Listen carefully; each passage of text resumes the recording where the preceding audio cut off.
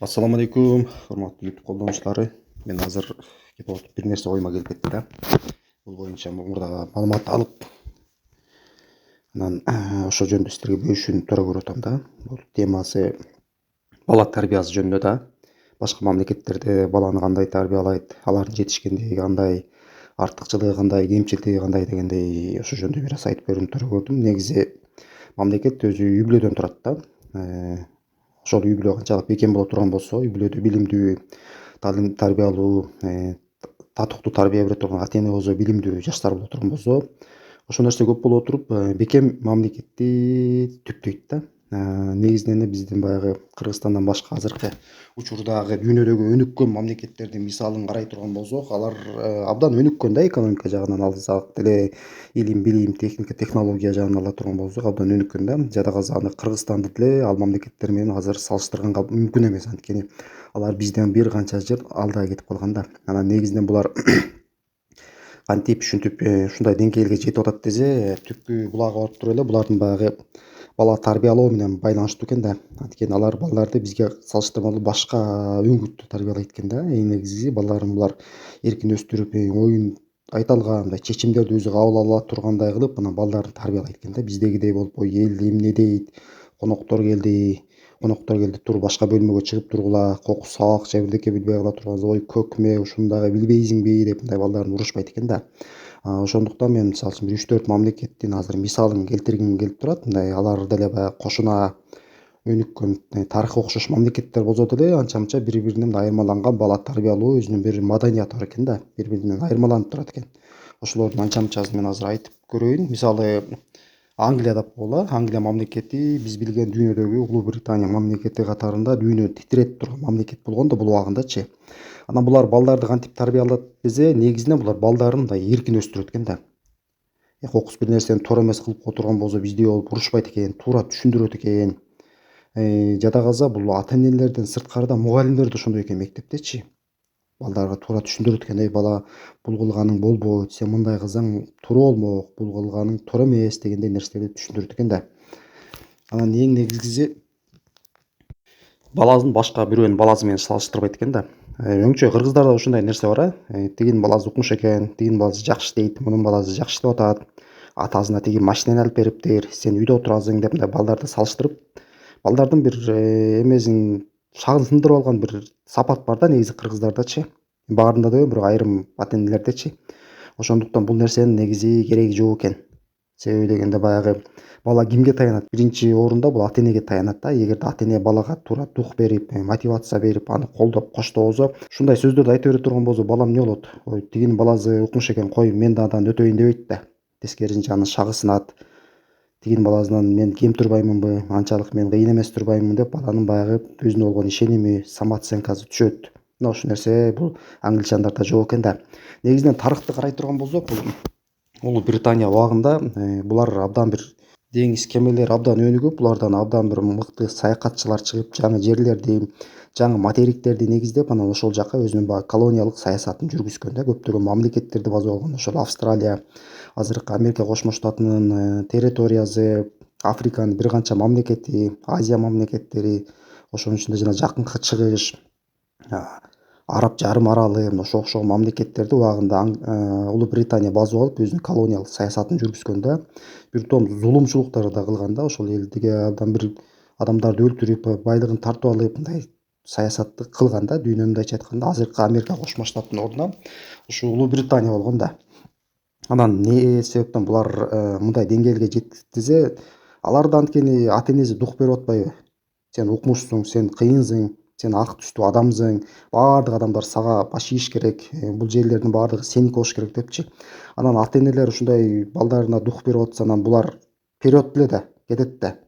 Мен укмуш турбаймынбы, башкалар менден да төмөн турбайбы, биз бийлик алышыбыз керек, баардык адамдар бизге кул болуш керек дегендей мындай аң сезимде дүйнөдө бир өздөрүнүн бир таасирин тийгизип турган да. Анан келип туруп булардын эң тарбиянын баягы акыркы чеги болуп туруп, балдарды булар өзү чечим кабыл алууга үйрөтөт экен да. Тилекке каршы биздин коомубузда деле кээ бир эмелер бар, ата энелер бар, баягы балдарды чечим кабыл алууда баягы өздөрү чечим кабыл алганчы. Ошондуктан туурабы туура эмеспи, баланы баягы чечим кабыл алууга үйрөтүү зарыл экен да. ата энелер сеники туура эмес, мындай кыл тигиндей кыл деп отурган убагында мисалы үчүн азыркы учурда бизде мисалы үчүн колубузда байдыгыбызды тартып жүргөн учурлар болот да. Кой бирөө эмне дейт, эл эмне дейт, бирөөгө жаман көрүндү эмне кылам, унчукпай эле отура берейин, мен эмнени чечиме келем, мени ким тоготмок эле дегендей мындай жок да адамдачы. Анан бул ишенимди ким пайда кылат? Албетте ата эне пайда кылат. Кой сенин колуңан келет деп турсаң ишеним болот да. Ой менин колуман келет турбайбы? Мен ата энем колунан келет деп аткандан кийин, значит мен колуман келет. Буга бир мисалы үчүн америкалык Томас Эдисон деген ойлоп табуучу өткөн да. Биз азыр үйдө колдонуп жүргөн лампочканы ошол адам ойлоп тапкан да. Ал адам мындай гений деле болгон эмес да. Күндөрдүн биринде ошо бир өмүр баянын окусам ушундай бир учур болгон экен да. Анын үйүнө ошо Томастын өзүнөн эле мугалими кат берип берет. Катты апасы ачат дагы эч кандай мындай реакция кылбай эле окуйт. Сиздин балаңыз абдан гений, генийге генийдей сабак бере турган бизде мугалим жок. Ошондуктан бүгүндөн баштап балаңызды мектептен чыгарыңыз дагы сабагы менен өзүңүз алектениңиз деп тиги баланын көзүнчө апасы катты окуп берет. Ошентип баягы убакыт өтөт. Томас Эдисонду апасы өзү окутат. Кийин абдан бир таланттуу, мыкты ойлоп табуучу болот дагы. Күндөрдүн биринде ошол баягы үйүн аңтарып отуруп, апасы мугалим жазган катты таап алат да. Катта мындай деп жазылган экен: сиздин балаңыз тупой дейт да, мындайча айтканда, акыл артта калган. Биз мындан ары мындай акыл артта калган баланы окута албайбыз. Ошондуктан мектептен чыгарып алыңыз деп кат жазат да. Анан ошол каттан кийин Томас Эдисон өзүнүн күндөлүгүнө мынтип жазат да. Томас Эдисон дейт, акылы артта калган бир бала дейт да. Ал апасынын жардамы менен мындай дүйнөгө белгилүү ойлоп табуучу болду деп өзүнүн күндөлүгүнө калтырып кеткен да. Чындыгында бул өзү Томас Эдисон мындай сабакты окумак түгүл мындай жакшы сүйлөй албаган бала болгон да. Эгер деле биз ушундай эмеге учурга кабыл болуп кала турган болсок, эмне кылат элек балабыз да? Тескерисинче урушмакпыз, урмакпыз. Ой сен тигинин баласына менен кем, сабакты билбейсиңби деп мындай баланы уруп огуп атыр, шагын сындырып, жаман балабызды огуп атыр, жаман кылып коймокпуз да. Эгер деле Томас Эдисондун апасы да ушундай кадам кылгандачы, балким ким билет, мындай дүйнөгө белгилүү ойлоп табуучу чыгат беле, чыкпайт беле. Азыркы заманда балдарыбыз жакшы окуп алса деле аны бир мактап, жакшы бир сөздөрдү айта турган болсок, балабыз деле таң калат болуш керек. Буга чейин атам менен урушуп жүрдү эле, буга эмне болгон, өңүмбү же түшүмбү, атам ичип алган жок беле депчи. Негизи бирок бул нерсени адам айтып көнүш керек экен да. Мурда бир эсимден чыгып атат, бир адашпасам Меккенин имамы болуш керек эле. Ошону апасы урушчу экен да. Куран жаттап калгыр депчи. Анан кийин ал Куран жаттап, мыкты бир алым болуп, чоң бир Меккенин имамы болуп атат да. Биз деле балдарды урушканда мындай ушул окшогон сөздөр менен урушуш керек окшойт го деп ойлоп койдум. Эшек, көкмө деген ордуна тескерисинче окумуштуу болуп калгыр, китептен бетиң албай калгыр, ойлоп табуучу болуп калгыр, билимдүү болуп калгыр деп урушсак, балким ким билет, баягы ата эненин оозунан чыккан сөз дуба болуп, балким ошонун себебинен балабыз бир жакшы бир жака өзгөрүп калышы мүмкүнбү дейм да. Ал эми кийинки ошо бала тарбиялоо боюнча мен япондордун бала тарбиялоосуна да абдан мындай баа бердим да. Анткени алар балдарын 5 жашка чейин кудайдай кандай эле мамиле кылышат экен да. Эмнени кааласа ошонун баарын алып беришет экен. Мебелди сындырабы же тентектик кылабы, аларды эч урушпайт экен. Каалаганын кылат экен да. Анан 6 жаштан 14 жашка чыккандан кийин булар ата эненин сөзү закон деген түшүнүктү булардын мээзине сиңирет экен. Тарыхта деле карай турган болсок, япондордун баягы дүйнөлүк цивилизация, дүйнөлүк техника, технологиянын өнүгүшүнө мындай абдан бир салымдары болгон да. Ошого бул япон керемети катарында булардын өзүнүн бир баалуулуктары бар. Абдан эмгекчил келет, тартиптүү болот, сыпайы болот, мындай бир айткан нерсесин аткарган абдан мээнеткеч эл болот да. Мына ушул сапат 6 жаштан 14 жашка чейин япондордо калыптанат экен да. Ал эми япондун балдары 15 жашка чыкканда чоң кишидей мамиле кылып калышат экен. Балдары да өзүн чоң кишидей сезип, чечимдерди өзү кабыл алып, ата энелер да мындай чоң кишидей мамиле кылат экен. Бизде балаң 60ка чыкса деле баладай мамиле кылып атпайлыбы? Ырлар бар го жанагы, менин бала бойдон калгым келет депчи. Мен чоңойдум, мен өз алдымча болдум, өз алдымча чечим кабыл алам деген, менимче Кыргызстанда ыр деле жок болуш керек да, же барбы? Ошондуктан баягы япондордун бойго жетүүсү эрте болот экен да. Бизде бойго жетүүнү кайсыл убакта эсептелинет? Бизде көбүнчө бул студент болуп, окууну бүтүп, үйлөнүп, бала чака болгондон кийин анан бизде кыргыздын аң сезимде ошондой да, сен чоңойдуң, туура эми өзүң окуятын кыл депчи. Буларда тескерисинче экен. 15 жашта бала болсо деле өзүн аябай чоң киши элестетип алса, бизде бир 30-40ка чыксак да бала бойдон өзүбүздү элестетип аткан эме болот да, учурлар болот да. Анан кантип бизде жылыш болсун, өзүң бир 30-40ка келип калсаң, Америка Кошмо Штатында бала тарбиялообуздун бир өзүнчө бир маданияты бар экен да. Балдары алардыкы өзүнчө жатат экен. Кокус ката кетирип отурган болсо, эң аябай мындай жаза колдонгону телевизор көрбөйсүң дейт экен, ойнобойсуң дейт экен. Анан экинчиси бул кылгандарың жөнүндө жакшылап мындай ойлонуп көрчү деп анан балдарына убакыт берет экен да. Анын үстүнө бул АКШда да мындай балдарга абдан мындай мыйзамдары, балдарды коргогондуктан мындай балдардын тили уралбайт аларчы.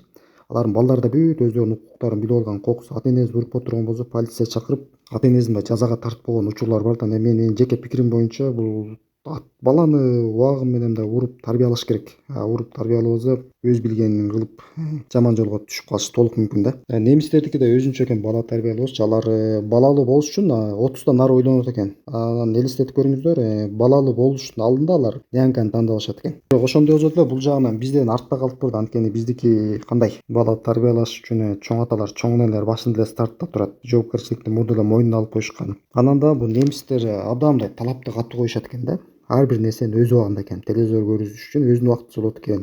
Убактысы келсе жат дейт экен. Бизде аябай катуу болуп эле мына телефон көрбөйсүң деп туруп, телефонду алгандан кийин болду да, бир күн ал эрежебиз иштейт, эртеңки күнү ал эрежебиз иштебейт. Немистерде пунктуалдуулук бар экен да. Бир нерсени кылды, болду, ошол нерсени адат кылып алат экен да. Телевизорду мисалы үчүн 6-тан 7-ге чейин көрөсүң деді, болду экен ошо менен. Ошол нерсе мыйзам боюнча кылат экен. Анан бул талаптарды көргөн балдар ошончолук буларда пунктуалдуу, мындай жоопкерчиликтүү болуп чоңоюшат экен да. Баягы биз билебиз го немистерди абдан пунктуалдуу, өз убагында жүргөн, мындай сааттын жебезине так жүргөн эл депчи. Анан ушундай сапатты булар балдарына өзүнүн баягы туруктуулугу менен ушундай тарбия беришет экен. Ошондой болсо деле бүгүнкү күндө бул чет өлкөнүн баягы маданияты деп эле биз ала бербешибиз керек да. Балки маданияттын ордуна биз канализациясын алып алышыбыз мүмкүн. Акыркы учурда биздин Кыргызстанда деле болуп атпайбы? Аял эркегин билбей, менин укугум, чай куйбайм, мен келин эмесмин, мен кул эмесмин дегендейчи. Эми булар чын-чынына келгенде баягы кыргыздын бир үрп адатына, улуттук маданиятына бир карама каршы келген нерсе да. Биздин ушундай үрп адаттар, өзүбүздүн бир жашоо маданиятыбыз кыргызды кыргыз кылып сактап келген да. Эми алар ошол салтты алганда деле баары кыргыз бойдон кылат да. Американецчи, англичан болуп кетпейт. Ошондуктан биз мындан ары да кыргыз болуп, өзүбүздүн баягы ада салтыбызды, нарк населебизди, тилибизди сакташ үчүн өзүбүздүн маданиятыбызды жакшы билишибиз керек. Качан кыргыз өзүнүн ата энесин карылар үйүнө таштап, бакпайм деген нерселерди кылды эле. Эч качан бул кыргыздын маданиятында, тарыхында мындай нерсе болгон эмес да. Ал эми азыркы мындай коомдо бир болуп жаткандай өбөн учураган көрүнүштөр ошол эле башка жактан келген бир маданияттын, бир маданиятты эмес, бир жаман жагын алып алганыбыз менен мындай түшүндүрсөк болот да. Мисалы үчүн чет өлкөлүк жарандар көбүнчө баягы өзүнүн карыганда карылыктын өзүнүн бир эмесин, камын көрөт да. Алар көбүнчө баягы өздөрүнүн каражаттарын пенсиялык фондуларга бөлүп, карыганда ушундай татыктуу пенсия алып, кенен кезер жашайын дегендей мындай өздөрүнүн камын көрөт экен да. Кыргызда андай нерсе жок да. Кыргызда мындай жакшы бир түшүнүк бар. Карыганда менин балам карайт дегенчи. Балдарда да ошондой түшүнүк бар биздечи. Карыгандан кийин биздин ата энебизди караш керек. Алардын кийим карчысын камсыздап, жакшы бир бала болоюн дегенчи. Ушул дагы кыргыздын бир эң бир жакшы бир баалуулугу деп эсептейм да. Илгери бир кыргыз кызы бир ошо чет өлкөнүн бир өзүнө барып, анан ошол жактын карылар үйүнө барса, бир кемпир бар экен дейт. Ал жашында журналист болуп анан Кыргызстанга келген экен да. Анан карасак бүт устойу бар дейт, жашоо сонун дейт ичинде дейт баягы жердечи. Баягы кемпир ыйлаптыр, Кыргызстандансыңбы депчи. Анан айтыптыр, силерде бир сонун бир эме бар, адат бар. Силер жаңы төрөлгөндөн кийин балаңар чоңойгонго чейин өзүңөр балаңарды койнуңарга алып жатып, кучактап, мээрим бересиңер депчи. Биз балабызды төрөлгөндө эле өзүнчө бөлүп, өзүнчө жаткырабыз. Балабыз ыйлайт, кыйкырат, ошентип анан өзүнчө көнөт, эгоист болот. Жыйынтыгында баягы ата энеден толук түрдө мындай мээрим ала албагандыгынан кийин бир мерес болуп, балдар карабай биздин карылар үйүнө таштап коет деп да. Көрсө бул кыргыздын баягы бала чаканы да койнуна алып жатканы жөн жерден эмес экен да. Жанагы ата энени карайлы, ата энени сыйлайлы деген баягы түпкү булагы келип, ошол баягы ата эненин жанында жыттап, ата эненин мээримин алган маданияттын мөмөзү да. Ошондуктан мен да ойлоп койдум, бул жанагы бир туугандарды дагы чогуу жаткырыш керек экен депчи. Анткени алар да чогуу жада турган болсо келечекте мындай бири бирине карамдуу бир туугандардан болобу деп койдум да. Мен бир тааныган бир тайке жээндер бар да, абдан экөө жакшы катташышат. Жамандык болобу жакшы болобу тайке жээнд эле баягылар абдан да катташып жүргөнүн көрөм да. А берки жээн тарабы мындай бир туугандарым менен деле өтө жакшы мамиледе болгонун деле көрбөйм. Анан бир күнү эмне себептен болду экен десем, көрсө бир тойдо тиги жээн айтып атат, экөөбүз дейт эс тарткандан баштап бир жастыкта жатып жытташып чоңойгонбуз депчи. Ошондуктан ушундай нерселерди эске алыш керекпи деп койдум да.